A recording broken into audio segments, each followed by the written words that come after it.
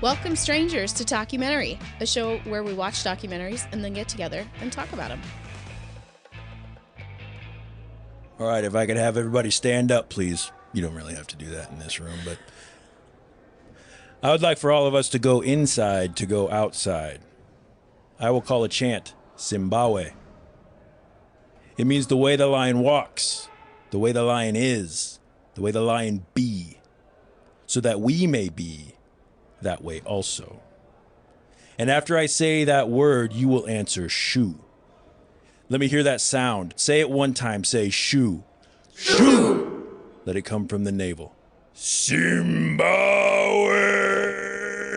Shoo. Zimbabwe. Shoo. Come on now, I can't hear you. Zimbabwe. Shoo. Zimbabwe. Shoo. Zimbabwe. Shoo. Zimbabwe. Shoo. Talkumentary. Shoo. Sounds a little like a train for a minute. Sounds like another Talkumentary episode. I want y'all to get on this train with me. Welcome, everyone, to episode number 12 of Talk. That felt kind of good. It did feel really good. I'm not gonna lie. I just can't jump on the bandwagon, but I'm with you. Yeah, it reminded me. This is completely off topic, but it reminded me of like the hakas that they do in the Maori tribes. Yes, It's so cool. Anyway, welcome to Talkumentary. This is episode number 12.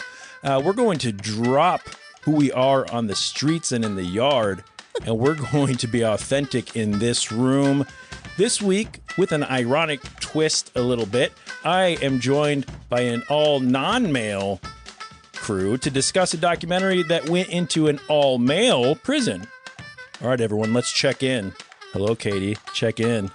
Katie and I go by the Rose in prison. That is my prison name. Like Ruby Rose? Yeah, for sure. No, Molly, check in, girl. Fun names. Katie, quick, give me a name. Names. Molly the Moose. Oh, shit. Oh, no! Molly Wally.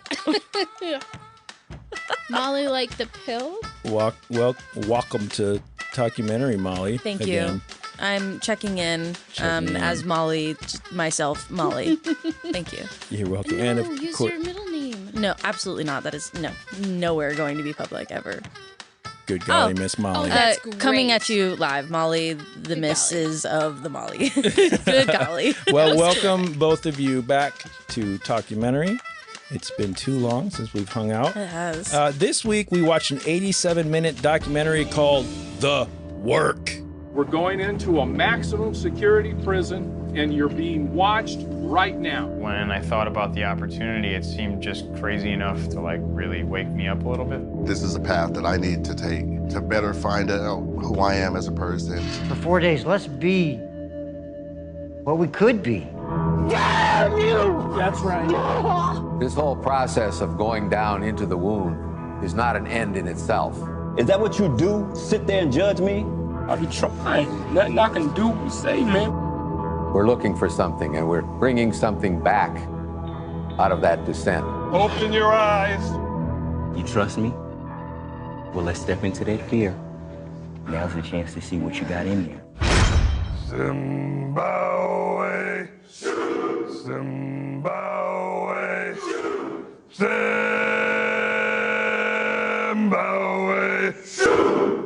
This was a documentary from 2017 that followed 3 civilians into the all-male New Folsom maximum security prison on a 4-day group therapy retreat with the men who are incarcerated for a real look at the challenges of rehabilitation. Ladies, initial reactions to, before we get too deep into it, how was this for you guys this week?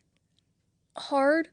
Yeah, I was gonna go say tough. I'm going to go with tough as a light word for it. Yeah. It was intense. It's hard to watch people go into intensive therapy. It felt very invasive. It did feel very invasive. Yep. It's also very hard as a woman watching masculinity be so vulnerable and so front facing, especially because, you know, like they confronted it, but also this is what we confront every day. That's in every aspect of our lives, from interactions at the gas station to our own personal relationships. Yeah, well, we're taught to have our emotions on the outside and communicate those as we're experiencing them and what the needs are, and men are not. Very They're much not not. supposed to Especially feel them in men, the first place, let alone communicate them. right? Especially men who have been incarcerated for so Absolutely.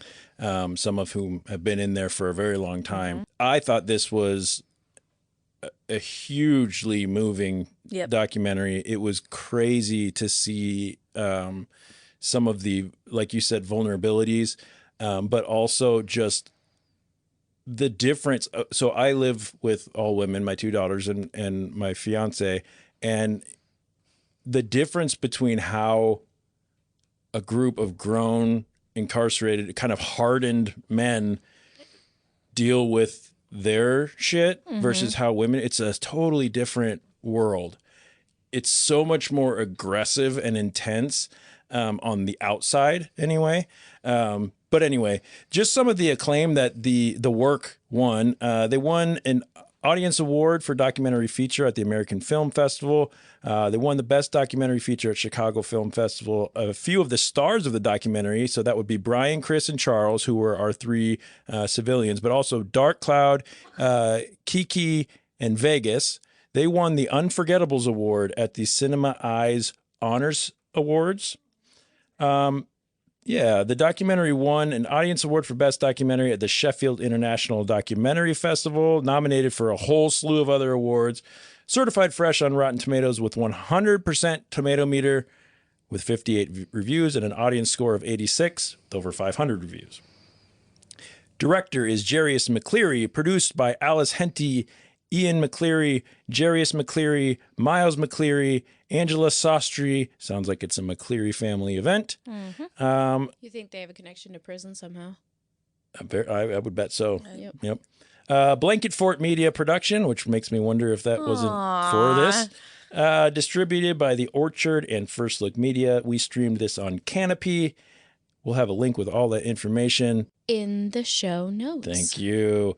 Let's get into it. Quick warning, if you haven't watched this and you want to see it before we listen to it, we're going to talk about what happens. So spoiler alert. Otherwise, and trigger warning. Yeah. Yep. That would be the other thing we want to talk about. There is some potential triggers here. A lot of emotion in this documentary, a lot of trauma speak. There is some Mentions of violence and suicide and Yes. assault. So if this is not for you, or if you're listening with the kids and you don't want that to be a part of their morning or their day, then this might not be the episode for you. Come back later. Yep. So who's still with us? Are you still there? All right, let's get into it. Let's talk about why we chose the work. Miss Katy, tell us why we chose this documentary. All right. So we have discussed in previous documentaries, if you've listened, loyal listeners to the other ones, about private prisons and how terrible they are, and also the rate of recidivism in prison inmates, how they go back into the world and how they come right back because the programs that help them assimilate back into society are not functional. Ann Richards was the governor of Texas in 1988 to 1992, and she single-handedly halved the rate of recidivism in Texas by creating Alcoholics Anonymous programs and Narcotics Anonymous programs in prisons. And so I picked this documentary because it was a therapy program that specifically worked with inmates and then open to the public, which is just unheard of. That's so cool. And such an intensive therapy program that is free, that is for inmates and the public, and that has a 0% rate of recidivism. Not believe that when I read that at the end. And I just love saying that word. It makes me feel smart. Recidivism? It's a good It's word. also a very fun word to say. It kind of rolls off the tongue, you know? Recidivism. Recidivism. Recidivism. It's got a good flow. Had either of you seen this before? No, I hadn't even heard of it. Yeah, I hadn't either. I was very pumped. I Googled it. I was much more, I was very kind of skeptical going into it, thinking that, you know, how, I guess the authenticity or the legitimacy, I kind of get this feeling that a lot of times when you go into a prison with a camera, they ham it up. You know, I think of shows like Scared Straight and those sort where, you know, I'm going to act like a criminal because I want everyone to see how tough and how crazy I am, you know, and that's whatever, but I didn't get a lot of that. It felt very authentic to me. Very genuine and earnest. Yeah, at least for the most part of what was going on in there. There was a lot of surprise for me on how this went. Does anything stand out as far as what, like, surprise, or were your predictions going into this pretty spot on? I didn't know what we were looking at. I'm so sorry. I did not know what we were looking at or what this was going to be about with the intensive therapy. And taking a look at masculinity in the way that we did, I do feel like the producers and like the directors did a good job of observing it without interfering in it. I genuinely felt like they were not intruding on the space at all. So raw. All of the people were so in the moment with each other and like into what they were doing that it didn't feel like they even knew that they were on film, even though they obviously did. It was a small room. It was one room the entire time. I don't know a lot of other places and topics that could film in one setting the entire time and it be as raw and emotional and moving and have so many stories in it as they did. So the way that they filmed it, I thought was insane. And you very rarely, and it's surprising in that small of a room that you actually saw any of the camera. From time to time when they were going around the groups, when it was getting really intense, you did see one of the cameramen, but it didn't really take you out of, not at all. If anything, it almost made it more raw, which I agree. I really liked that. Katie, how about you? Anything that, Sure. I think the setup was very interesting. They said that they assigned two people who'd been through the program, two convicts that had been through the program, to one outside person.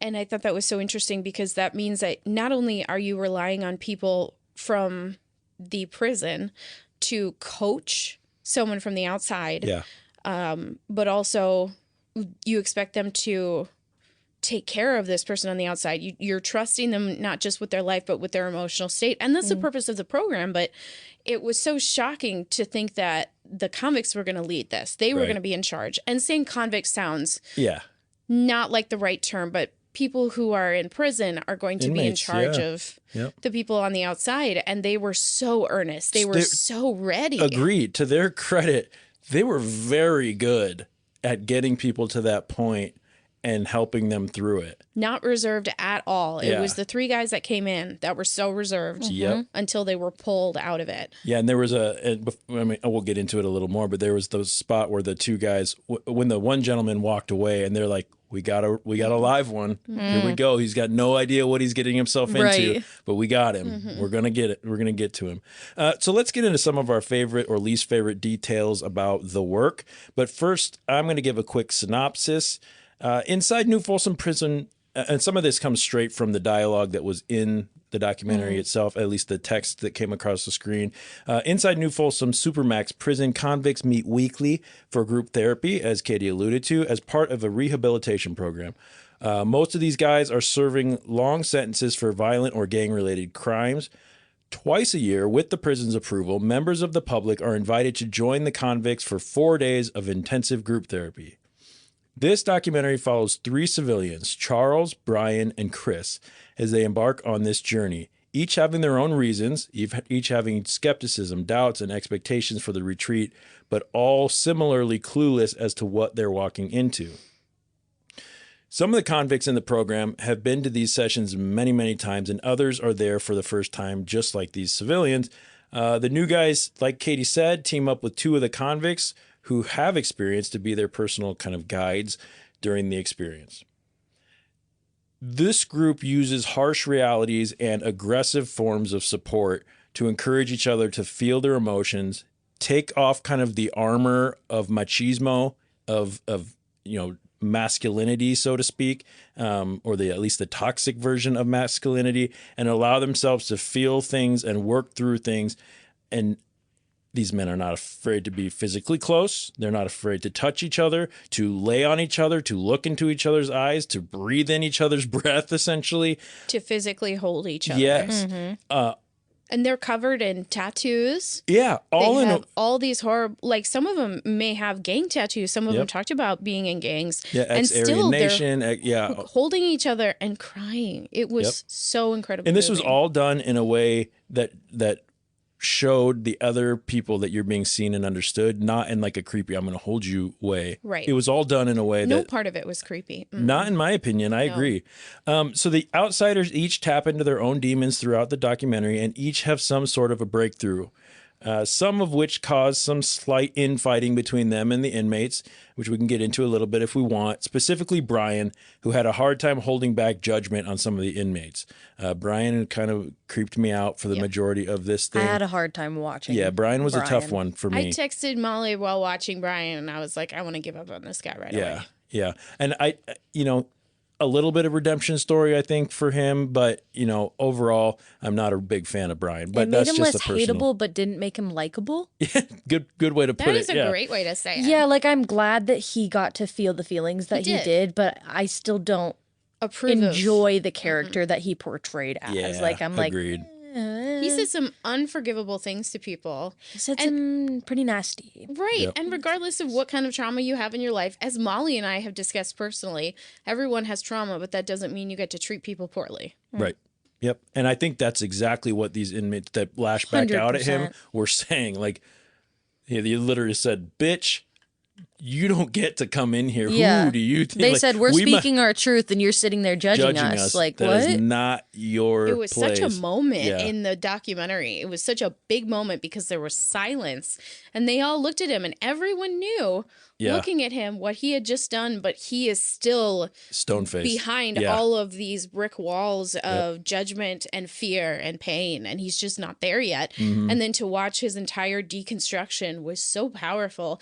We were literally watching toxic masculinity fall down, but not just fall. He had to fight his way out of it. Break out of it. Scream his way out of it. Ultimately, it's implied that the civilians and inmates alike were able to let their guard down and receive some kind of relief and progress in their own lives. And it would be hard to imagine that some lifelong bonds weren't maybe formed in between these civilians and the inmates. So speaking of the inmates, there was a couple that we met, a couple of the more prominent ones throughout. One of whose names was Kiki, or Keeks, they called him, who was the first to really break down when talking about his fears in life and not knowing how his family is. He was the first one we saw break down. I think he was new to the game as well. It was also very early on in the documentary, very early on, where I was like, oh, okay, this is what we're doing. Okay, this is going to be really intense. Yep. Like I had to kind of like take a moment. There was no like smoothing no away. easing us No, in. there was absolutely no easing into it.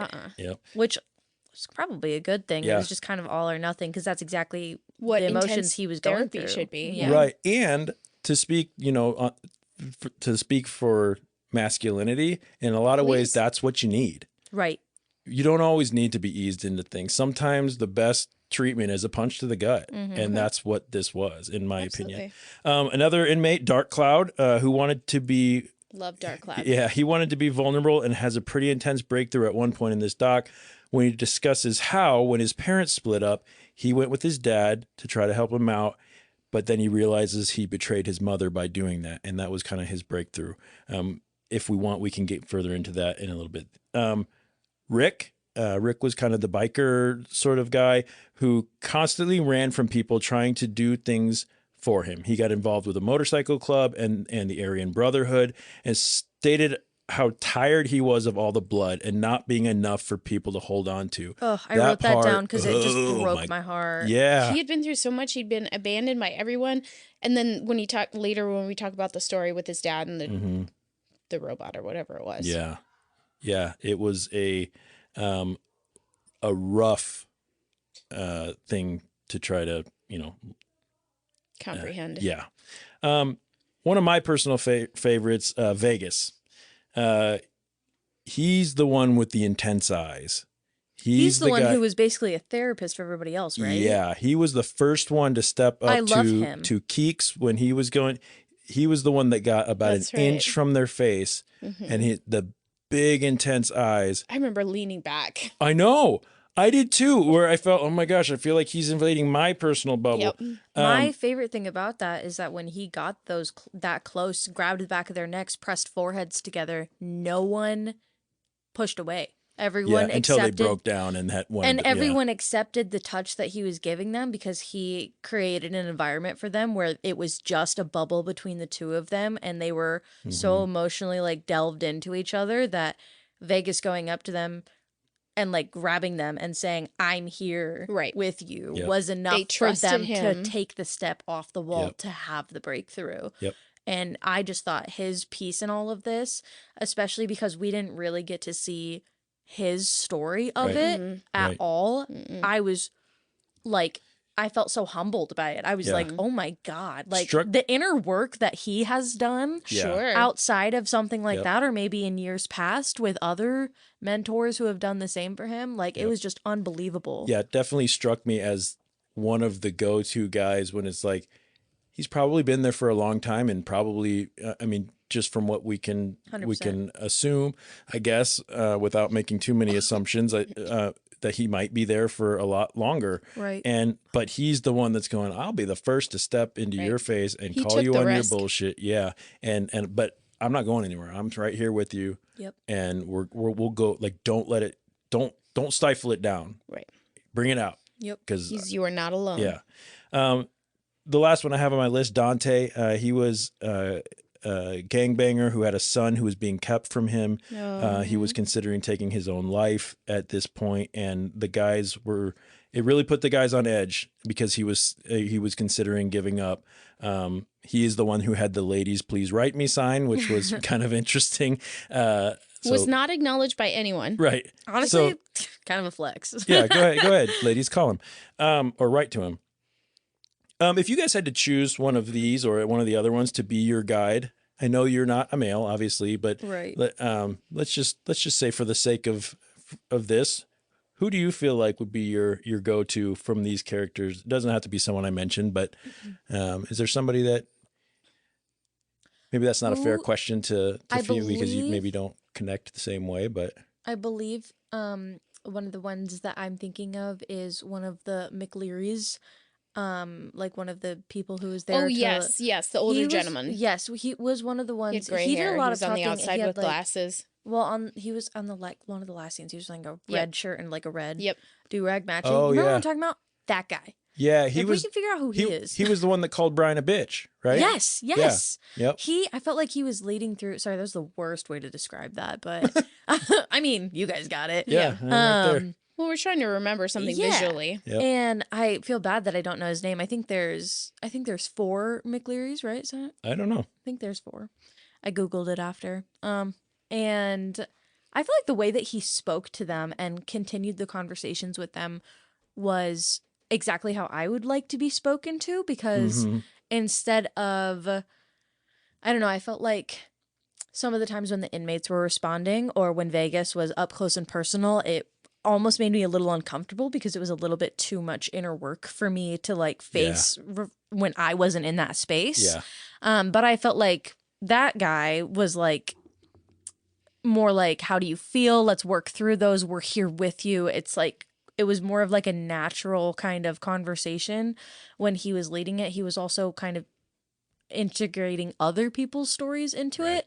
And I loved the way that he spoke to Brian and was like, absolutely like unacceptable. I'm going to call you on your bullshit. I'm going to call you on your bullshit right now. Yep. I need someone who's like straight up with me like that. Yep. But a lot of this, especially as someone who's not a man, was really hard for me to watch because it was so intense that I was like, I have had intense feelings, but most of the times for women, the intensity of our feelings aren't rage, they're sadness. Yep.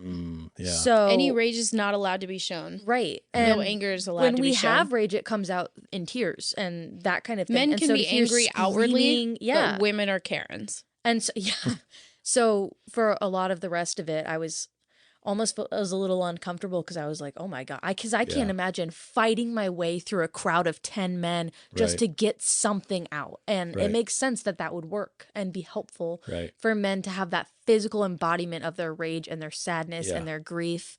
But for women, I was like, oh my God. Yeah, and what's funny, or not funny, but what's interesting is when hearing you, who you chose as your quote unquote guide in this, hypothetical situation, was probably the more feminine energy. Yep. Man, he was a little that was softer, there. gentler, like it was Which more makes coaxing. sense. I mean, yeah. Which that would be kind of the same as the guy who did the Zimbabwe's at the beginning. Yes. Maybe same family. I don't know. I think probably. Yeah, I they think looked so. very similar. Yeah, we really need to do our research on Yeah, that. well, we just watch them and talk about them. So that's interesting. And that's not surprising to me. Katie, do you have an opinion on this? Do you have someone that I am it's not, okay if not. I'm not someone who could do group therapy.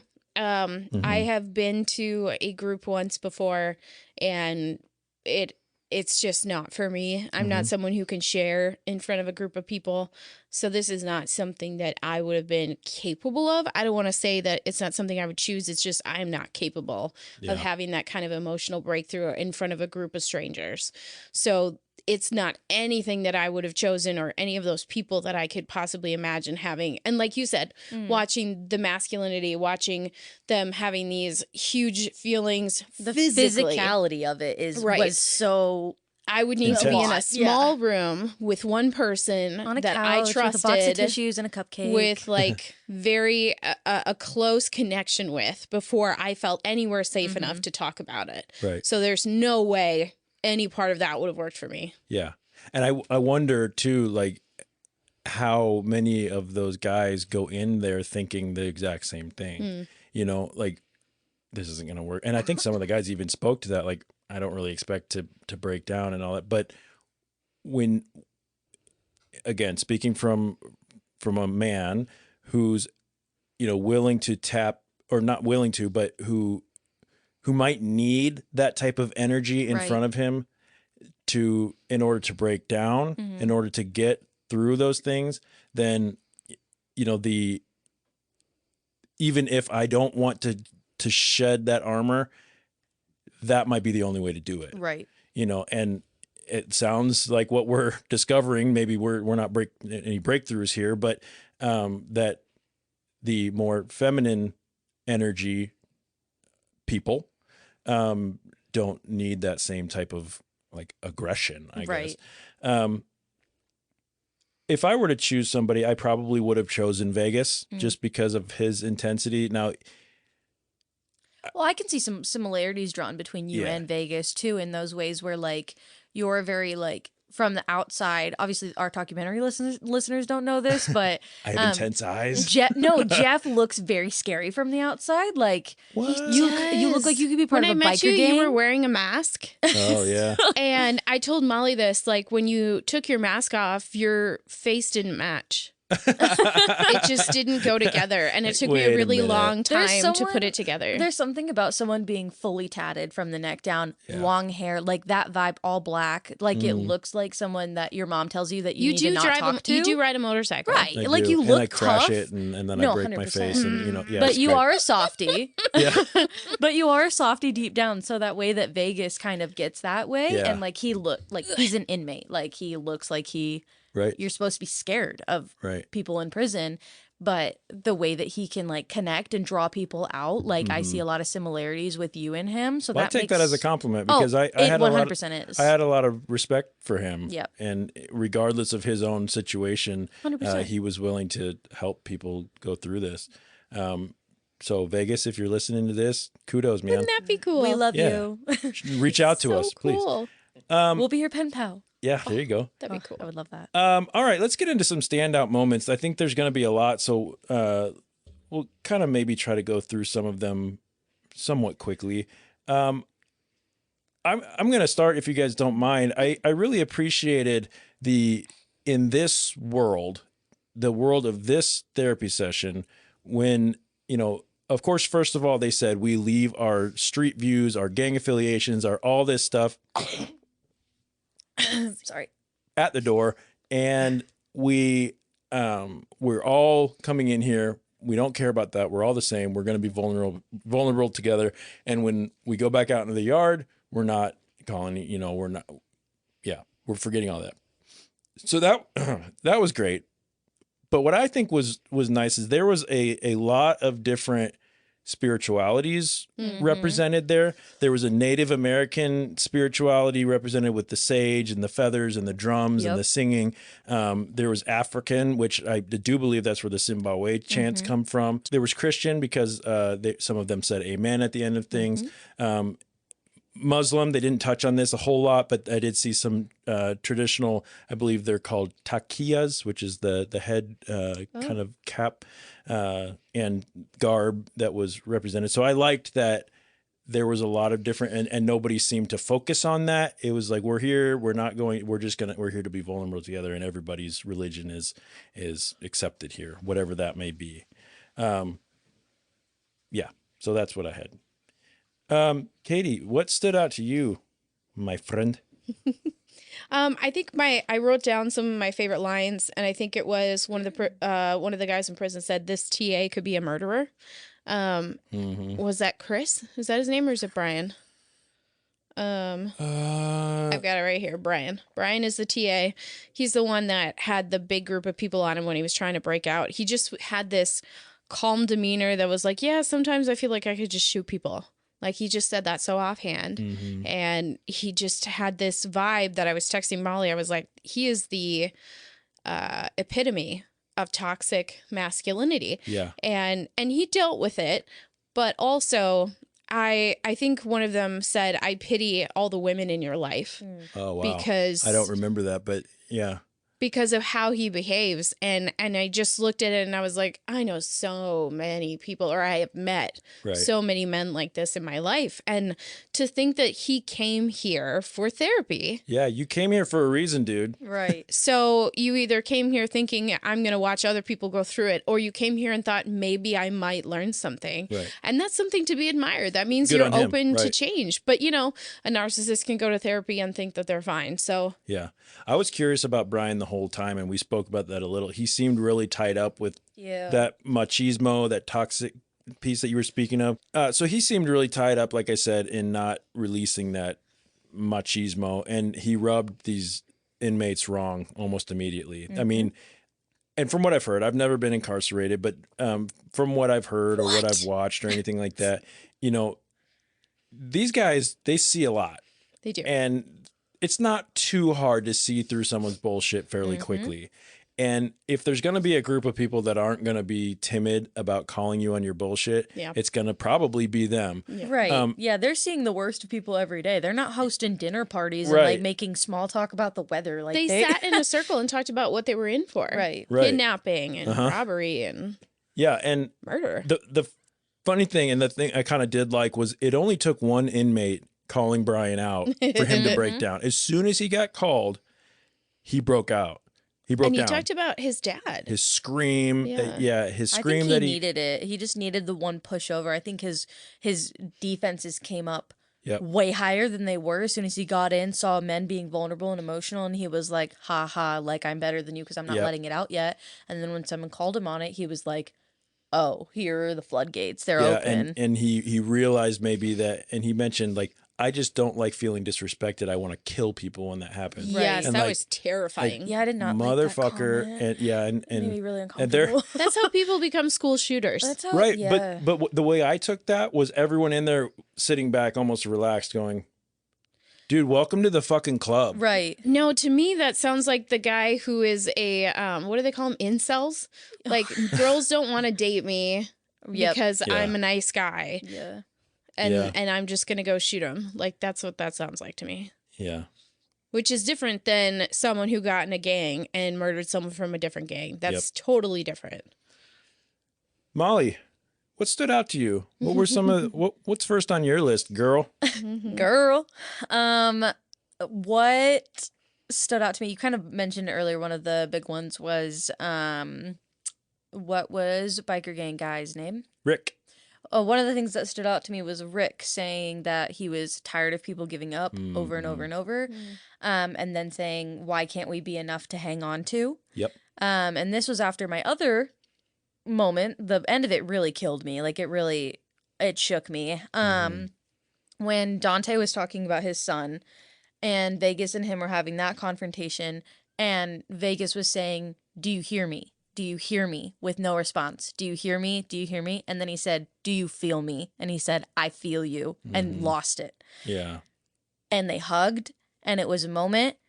Their heartbeats were heard through the microphone. I just got goosebumps when you said that because I have that written down. That was so moving. It was just like, yep. It slowed down. Oh God, yes. It slowed down as they were hugging. I was like, found myself counting them, and I was like, the fact that that part was picked up, like they're pressed together, like that was the emotion of the moment through their heartbeats. In an unintentional move by, these guys have microphones on so that the recording crew, the video crew, the whatever, could capture the sound. Obviously they get muffled when they're pushed together, and the only you can hear their muffled voice, but that thumping of the heartbeat that was going so fast, and then as soon as he connected with them, like you said, do you feel me? It went dum dum dum dum dum dum, slowed down, like he connected with them. I was like, oh my God. It was like almost like that they had fell in sync with each other as soon as Vegas opened from do you hear me? Like, are you listening to me? Do what I say. And went to, do you feel me? I'm here with you. And Dante and him had that, like, it was like a metaphysical connection through their heartbeats. Wow.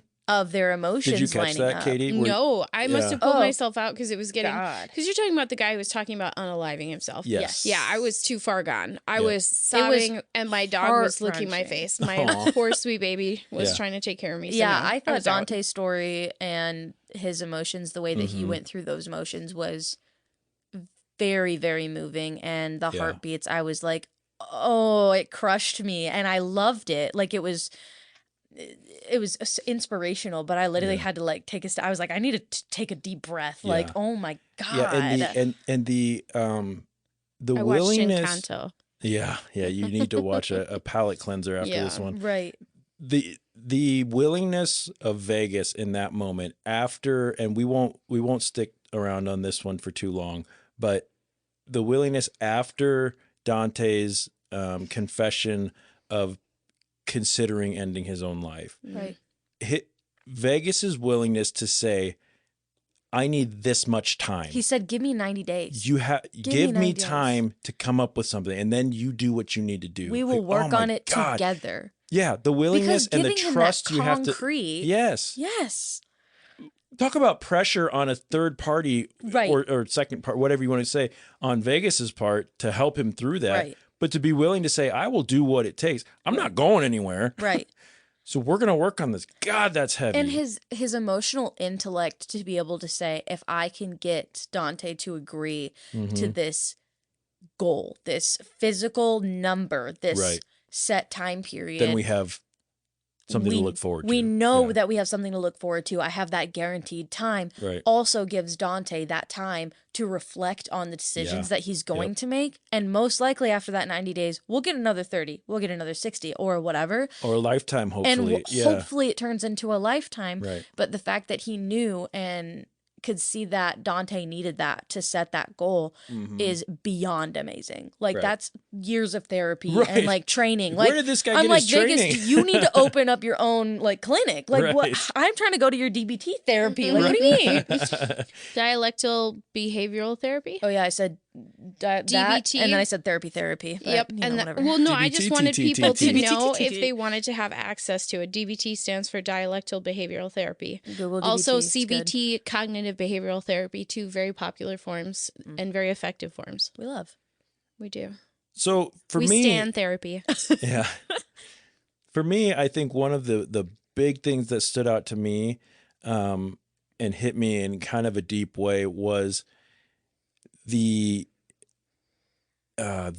ties to fatherhood that were brought up over and over and over again, and the almost every one of those people in that circle had some kind of a not great relationship or story or something that directly related to their father or lack thereof, and or themselves being a father or whatever that may be.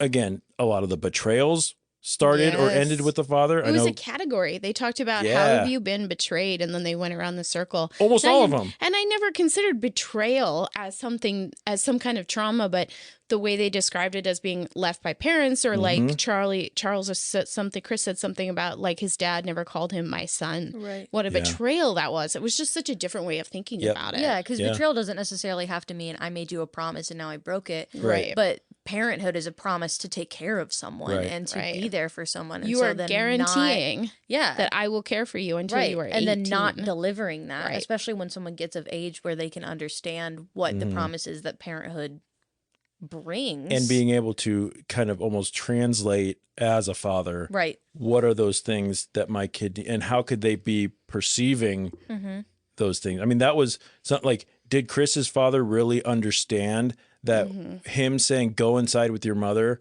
instead of helping me in the garage was damaging? Was damaging him by him saying, I don't want you out here because you're not good enough. You brought me the wrong tools. Like, he probably didn't. Right. And is that an excuse? Not necessarily, but it so as a father, and as most of the men that I am close to are fathers, it just really it hits you in a new way where you go, all these hardened criminals, these guys who have done years of things for some unspeakable acts that they didn't go into on all of them. Most of them had a tie back to a poor relationship with their father. And I'm not saying that's the exact cause. Like if this happens, then this happens. Psychology is the base for. It's but it's one of the who's check supposed boxes. To be a hardened, rough exterior criminal with like who's a bad person deemed by society, then is basically saying that they have daddy issues is like a really hard concept to grasp because they're still hurt individuals. They're still people. They have feelings. And they grew up. We were can't children. write off people in prison as these terrible people anymore. We have to recognize that they're humans, they're hurt, and they hurt others. Yeah, and specifically on this topic, a lot of it, the shining example of their betrayal or whatever it did have to do with their father. So as a new-ish father myself, that stood out to me fairly significantly. What else? Katie, you got anything else floating around that you need to get off your chest about this one? Let's make sure that I'm accurate, because I just hate it when I'm not. I liked when they were having like quiet or like moments where they were kind of talking like calmly and you could hear the other group screaming.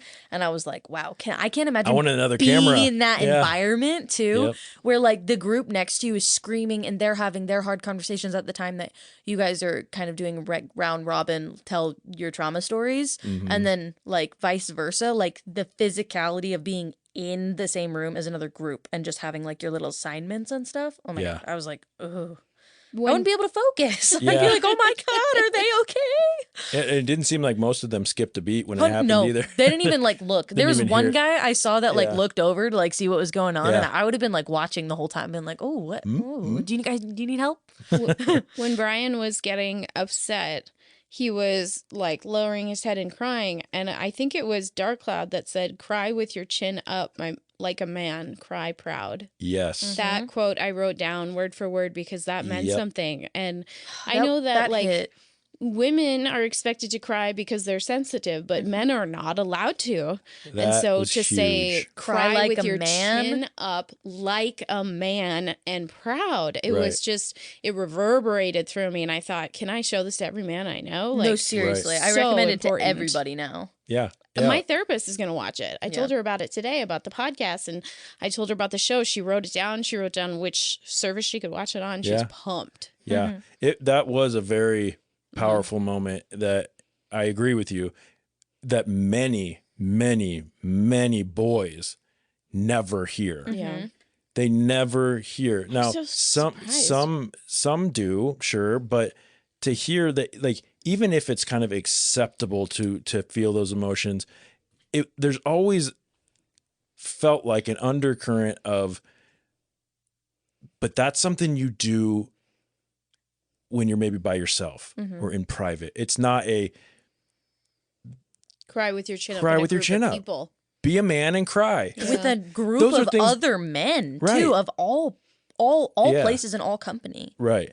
Yeah, so that I agree. That was a really cool piece. And he said it so off the cuff, like, hey, this is what we do here. Yeah. Right. You know, And this is, and it was someone from prison. yeah, it was an And, inmate. and, Yeah. and in every prison TV show, every prison movie I've ever seen, like probably we've all seen, people get the shit beat out of them. They get shivved. I can't imagine a man standing in prison with his chin up, openly crying and not having the shit beat out of him. And not to discredit Dark Cloud by any means, but that If is that was him, not yeah. the person that I was expecting it to come from. Mm-hmm.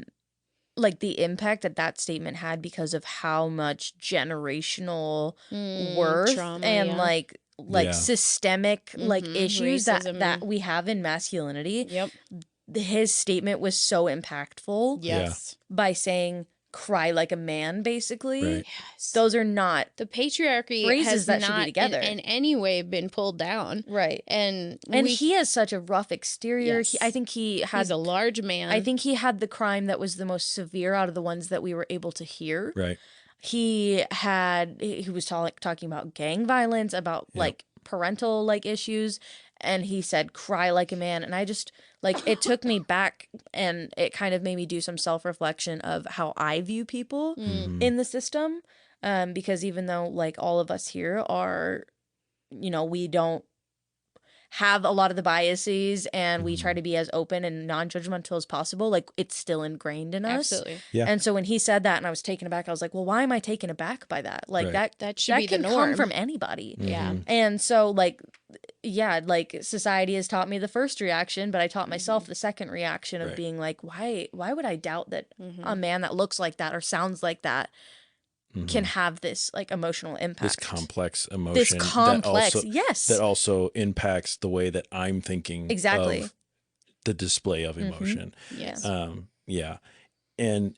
But still very much being a piece of that kind of hardened world. Because when Dark Cloud was having his own breakthrough and his breakdown, and unfortunately, I don't remember exactly what his reason for that was, but Brian said something to him about him being gentle. Oh, it was because And he felt like he betrayed his mom by That's right. by That's going right. to With visit his Yep, dad I and his mentioned that mom earlier. saying he's a scumbag. Yeah. And when he was proven right, or Yeah. when she was proven right about that, he was like, I He betrayed my betrayed- mom. Yeah. Yeah. That's right. And Brian at some point thought it was a good idea to tell him he was gentle. And he said he was trying to kind of get him relaxed. Ease him. But Yeah. it didn't reaction hit was Dark opposite. Cloud that way. He was ready to murder. Flattened to the ground. Brian was Yeah. problematic. He was. He was problematic. So that was, just another layer to that whole cake, I guess. And he had to walk away. Like they had to. Yeah, they had to pull him. Brian like, had to be "It's in a time to be separate done room for for a little minute. while." And They he's were like, hang we're out not here. going to let anybody go after you. Like, you're Right. going to be okay. And I was like, I don't know, man. Yeah. Also, Like, when Dark Cloud, when they went don't back trust over to him. Dark Cloud and they were like, he's not here anymore. He's not here. Like they had to reassure him that Brian was no longer around because Dark Cloud wanted to hurt him Yeah. and was like, get the send go away from Brian me. home. Yeah. Right. He's not here for the right reasons. We thought he was, but Yeah. Brian has some more work to do, but Yeah. I hope he gets better. I think he needs a personal therapist. And because he's just hurting other people. Right. Therapy is about healing yourself, not hurting others. Right. So, Screw you, Brian. Katie. geez, Katie. Jeez, Katie. I'm just going to be judgmental. It's fine. So is he. It's okay. That's what he got called out for. Anyway, We call Katie out. so- This is an intervention. Yep. so in this therapy session, they, for the most part, for the majority of it, it was open. It was, they were in a circle. They were all with each other. A couple little breakout sessions, but mostly it was whatever. But they had one spot where they made blanket forts. They made they created a space for the one person to be inside, to feel safe, and they were protected by their friends. They knew no one was going to come in there because their buddies who they've grown close to over the last couple of days were going to be protecting them. And they did a little, almost a little meditation session with that, where they turned the lights down. They said something like this: "You're floating above your body and finding your child self. What is the deepest need? What would have kept you safe? This ultimately led to Chris finally opening up and feeling his emotions. Throughout the whole first 3 and some part days, Chris, who was kind of the longer-haired guy, he finally opened up, and you could hear him sobbing in his little blanket fort. And that's when he starts talking about his dad not letting him work with him in the garage and how it made him feel like not enough. I thought this was really cool because, and this is honestly the one that eventually started the tears flowing in my face, because the fact that these guys didn't belittle his thing, like it was emotional neglect. It wasn't maybe, like as physically violent as others. Right. And he started that. He said, this isn't as traumatic as yours. This is going to sound like small shit, but None of them even batted an eye. It was, we're not here to compare our shit. We're here to work through your shit and each other's shit. So they set up this thing where one of the guys kind of played the role of Chris's dad. That was one of the McLearys as well. Yeah. I like that guy as well. Oh, that's I think that was right. Zimbabwe guy. Yes, the one with the white beard and hair. He was one of the McLearys. Yep, and he played the father role. They set up this thing where they had to physically hold each other's arms, where they and Chris had to push through, and he struggled. He was like, he didn't want to get aggressive, right? And it wasn't until he got aggressive and physically fought with these men to get verbally through confronted. And verbally confront. Yes, very good. His quote unquote father in this moment. And he said, Chris finally looked at this father figure and he said, I'm good enough and it's not up to you. Yep. Wow. That was when the tears rolled down my face. I was like, oh boy. I'm glad I was watching this with you guys, ladies, because I'm curious as to how well you all connect with that sort of thing. If this were an all-female prison, do you think that this would have been a similar situation? Would it have looked at all like what we saw if this was an all-female prison? I don't think it would have had nearly the same impact on us. Societal context, physicality to it. I don't think there would have been nearly as much internalized, like they're like scared of crying. I think with an all women circle, it would have been basically a group therapy session. And if there needed to be like shared experiences. Yep. Or they would have gone like, you can share with the class now, and then they would tell their story and they'd move on. I don't think there'd be a lot of bickering. I don't think there'd be any arguing. I don't think there would be yelling. I don't think there would be crying for sure. Maybe we would have like on the count of 3, everybody scream at the same time, kind of get the emotions out. Force some of that emotion. Yeah, I'm trying to think about women in prison, and I think about women who kill their husbands because of domestic violence. So I think there would be a lot of shared experiences when it comes to domestic and sexual violence. That's what I think about when I think of women's prison. Right. There's also drugs, but also people use drugs as a way to, cope with things. Yeah. So I think it would be a completely different experience. I think it'd be, like you said, much more subdued.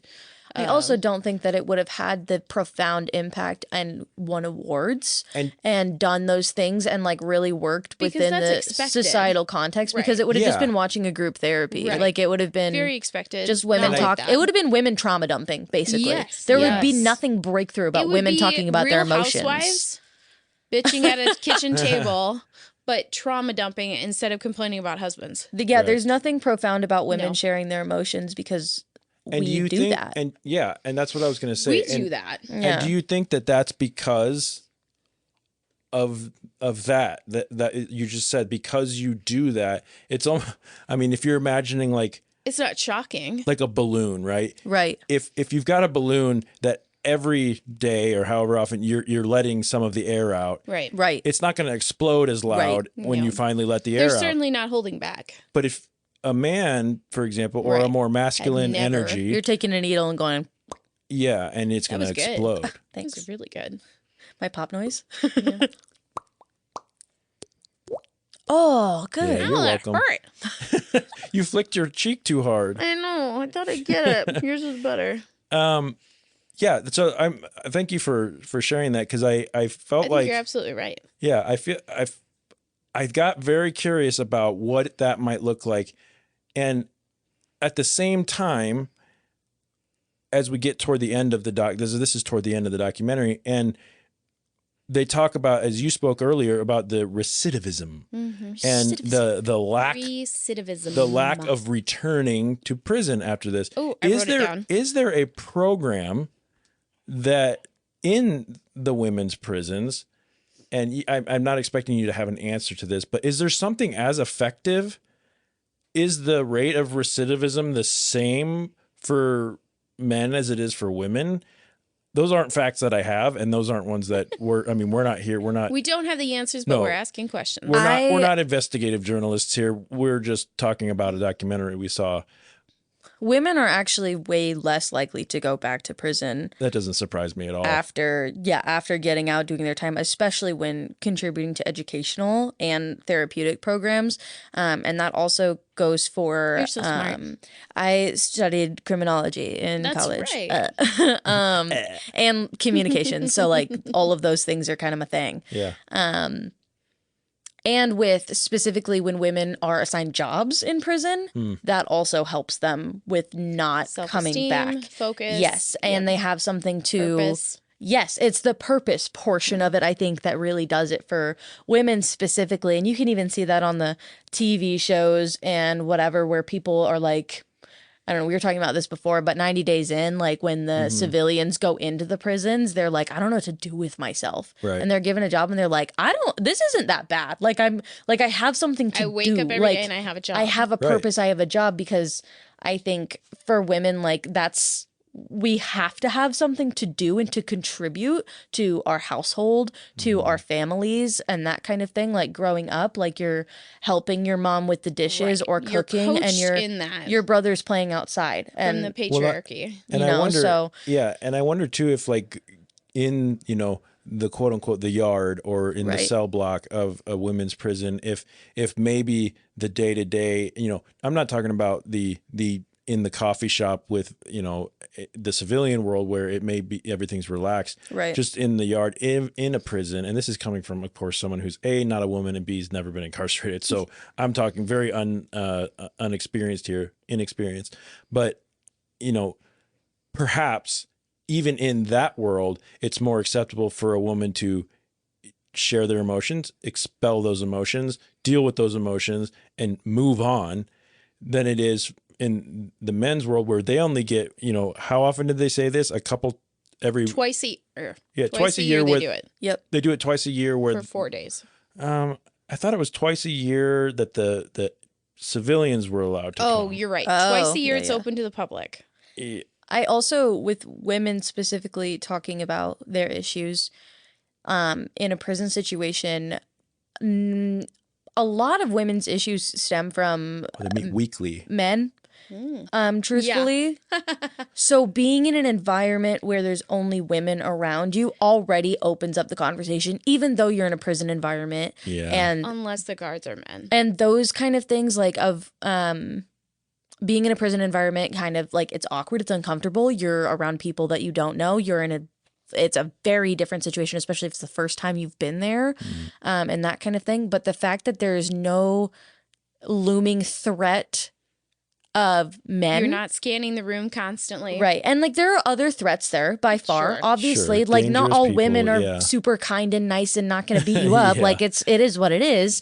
But yeah. the fact that every woman goes through, or every even female presenting person goes through genuine fear every time they see a man that they do not know in almost any context, unless they're being like introduced to that person with someone. So I would say that being able to talk, to my best knowledge, as someone who also has not been incarcerated, in an all female situation, I've only had therapists that are all female. I've only been to group therapies that Me are all as well. female. Right. I do not talk with a majority of my male friends about emotions or trauma or anything. Oh, I'd love to speak to that. Yeah, and Well, like just I so have, you know, this yeah. is a safe place for that if you'd like to. Oh, but absolutely. No pressure. Jeff has seen me cry multiple times. I have. Yep. But yeah, so like to be in that environment, even just to have all women around you, like if you make one friend or talk to one person when you're in the system, you're going to feel more comfortable sharing that information. And then men being with men, it's always a dick measuring contest. It's who's the top dog of this cell. There's definitely the alpha, kind of mentality. Absolutely. And you have to, make sure that you are aware. There's similarly, to You're sizing people up. Yeah, I'm when you come in the room. gonna say this with some reservation because I don't know how it's gonna come out when I say it, but similarly maybe to the way a woman might feel walking into a room full of men, minus maybe not even minus the sexual part of it, walking into a prison full of men could feel very similar to that, coming in and going, everyone's a threat. Yep.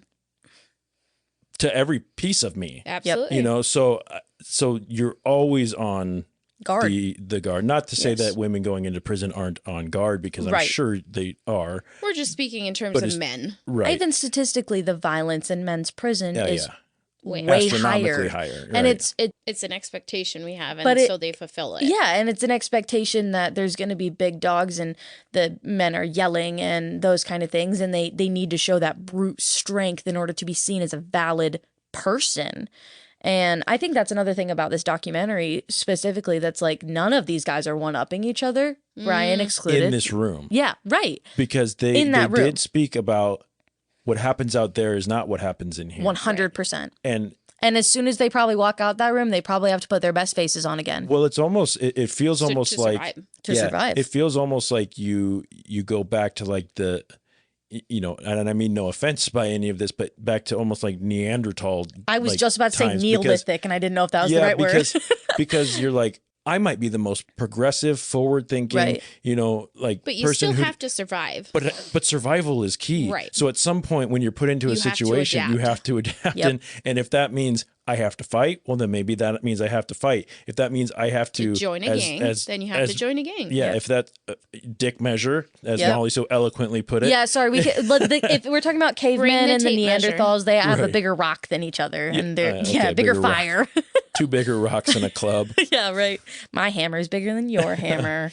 Okay, so at the very end there is a text, and that speaks to the recidivism that you talked about. And you have it, I have it, but why don't you go ahead and read it if you've got it. In 17 years they've been doing this program, 40 convicts have been released, and 0 have returned. That's a 0% rate of recidivism. This works. That to me is astonishing.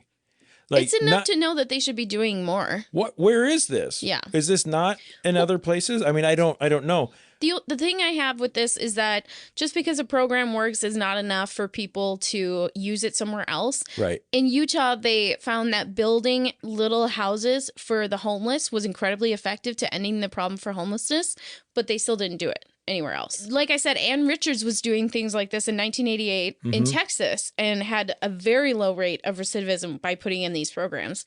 Doesn't mean that anybody else is going to look at this data and be like, let's do it. Right. And I also want to say that this works because it's done this way. I mean, I haven't looked at the research to see, but it's not just therapy. It's therapy with people who are in the same situation, who understand, who have agreed to help each other see these things, people on the same playing field. I don't know that like you're not going to take the prisoner or the inmate and put them in a room full of civilians and have the same impact. It only makes sense because they know what they're going through, and empathy. it's prison ran. I mean, that it's run by the inmates. They feel Right. Like we heard. said. Civilians couldn't come in and run it. Right. No, if they have control over it, and they have the most empathetic right audience of all time. if they brought in the civilians to do it and they were there to like run it, it would never have the same impact.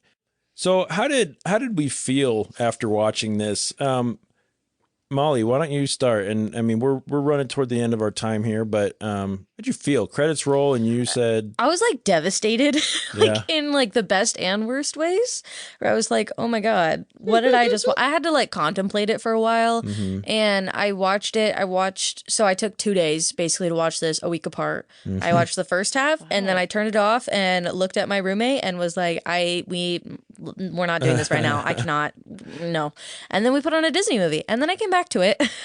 And I watched the full thing all the way through, just alone and in a calm environment. I had like snacks and water, and I just needed to like breathe. Yeah. But afterwards, I just like kind of laid and like contemplated, and I felt like inspired, moved, and also horrifically devastated because the prison system and all of those thoughts and masculinity and all of those things exist.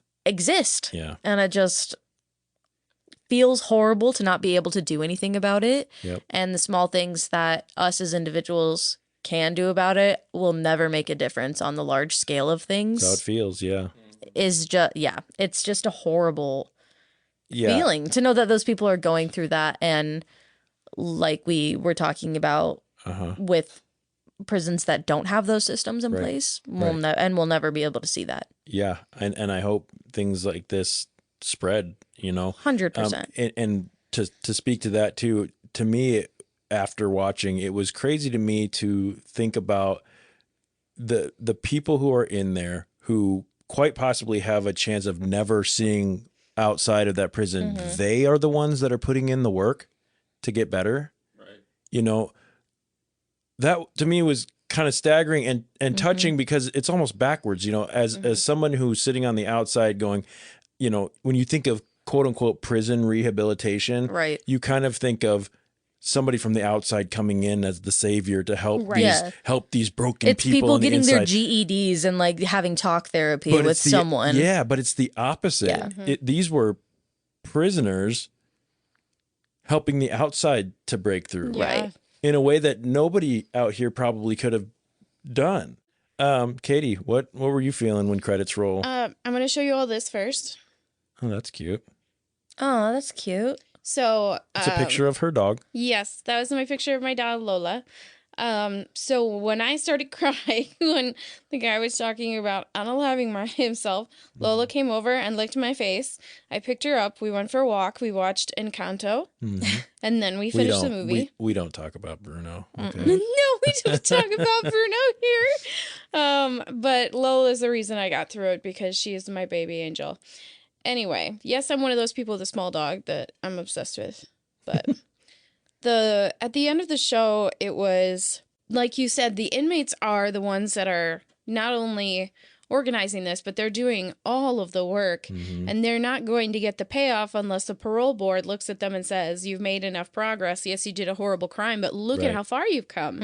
And they get a chance to go back into the world, and it's almost luck of the draw, that you end up in the right prison with the right warden, with the right program. Yeah, Vegas isn't getting out to get a mental health certification and become a therapist. Right. And if he should. Yeah. And you better hope it's a federal or a state prison and not a private prison, because then you're just screwed. It was devastating to see the realism, but I went into it knowing that prison is a terrible place. There's overcrowding. There's terrible atrocities that are happening, but it was nice to see all of these people coming together to make themselves better. Yep, and that is where I landed was, I agree with all that. But I'm listening. But where I landed was, I am happy to see that there's something, after hearing stories like what DJ's brother, Andrew, has experienced in the prison system or the jail system, and knowing how rare it is for something to actually work. To know something is working, my hope is that there's just programs like this that I don't see that are working. Right. You know, I'm not out Everywhere, there researching hopefully. it. I think the overall message of this documentary is that vulnerability is healing. That the armor of toxic masculinity is a crutch and can be very damaging and keep you from being able to move forward. But it also is a coping mechanism that's taught and Absolutely. learned for everyone. I think another point is that help and breakthrough can come from very unexpected places. Yes. Yeah, that's kind of what I took away from it. I felt some hope, because I am a believer that in rehabilitation that you know, that people can change. I have a hard time just saying that, a blanket statement that people can change, because but I do believe that people can work toward that. Okay. And grow. Yeah, they can grow. Coming away from it, it was a well-made documentary. I think it was a simply made documentary. I mean, simple in the fact that it was, you know, not a lot of camera tricks. There wasn't a lot of video editing and stuff like that. And I'm glad they did it. Same. It was well done in that way. They just focused on the people. Yep. I would have loved to maybe talk to Chris and Brian, and we didn't really talk much about. I need to. Where are they now? Yeah. Exit interview. What are they doing now? Are any of those inmates still in and doing this? You know, what's going on with all that? But yeah, did Brian kill anyone yet? I was gonna say, can we find out, was Brian Brian later incarcerated? arrested? Yeah, for murder. Yeah, he did the opposite. Brian's ex-girlfriend turned him in. Right. Yep. All right. So we have come to, unless anyone has anything they want to add. Everyone good? Everyone happy? Everyone okay? Happy's a strong word after talking about this. Yeah. Hopeful. Let's rate this with an official documentary rating. Just like every week, each crew member has scored this documentary on a scale of 1 to 10 items, with 1 being as disrespectful as being called gentle in prison, and 10 being as good as a nice, deep, cleansing cry. The item that we used for scoring this week was blanket forts, because that was a pretty fun part of the documentary. Let's start with Katie. How many blanket forts for The Work? 9. 1, 2, 3, 4, 5, 6, 7, 8, 9 in blanket sign forts. Language. 9 sign language blanket forts. Molly, how many? 8 blanket forts. 8 blanket forts. I did give this a 9 blanket forts as well. I thought if it can move me to tears, then it deserves to have a pretty good rating. In my opinion, this means that this documentary is tied for the top rated documentary that we've done in our show so far at 8.6666666666666 repeating, just like Stutz, which is funny. We must have some psychological brains, because these are 2 documentaries that are about psychology and the inner workings of the brain and how we can better ourselves and things like that. So it does not surprise me that these are our favorites. All right. So Sellies, inmates, sisters, brothers, inmates, friends, thank you for coming and hanging out with us this week and diving into yet another documentary. I hope you all know that I'd be happy to hold my head up and cry with you about any of our deepest betrayals and vulnerabilities. All you got to do is open up and keep your head held high like a man. Now, let's talk about next week's episode. For next week, the crew will be taking a little trip to the land of Indonesia. But this is no vacation. Yeah, this one's going to make me sad. We will be discussing the long but poignant documentary, The Act of Killing. This focuses on the perpetrators of the Indonesian mass killings of 1965 and 66 in present day. This is a 122-minute or 159-minute if you want to watch the director's cut documentary from 2012, so it's super long, so buckle up. It can be streamed on Amazon Prime Video, Tubi, or Hulu. Anyone seen The Act of Killing? I watched a preview. Watched a preview? No, it's as close as I got. Yeah. Molly? I have not. No, me neither. Not yet. From what little I've read about it, I expect this one, it may take a few sittings to watch, not just because it's long. I think it's going to be intense and scary and, but Political. Yep. So everyone, please go out and check out the documentary, The Act of Killing, before next week's episode. Again, Amazon Prime, Tubi, Hulu. Join us next week. We'll take a look at some seriously horrible actions, one documentary at a time. Go out and rate and review our podcast on your favorite podcast streaming services. Let us know what you think of our show. If you want to connect with us, look for @Talkumentary Podcast on Instagram, Facebook, and YouTube, or shoot us an email at info.talkumentary@gmail.com. On behalf of DJ over there in the booth, Katy, Molly, Hey. James asleep on the couch. Oh, is he still here? He's still here. You didn't even no see him back idea there. he was here. But would fall asleep and I start thought he kicking. left after we shoot. After we And on behalf of the entire Talkumentary family, I am your host, Jeff Kolaski, and I want to thank you all for listening. I hope you keep your minds open and be kind to each other. Simba! Shoo! Simba!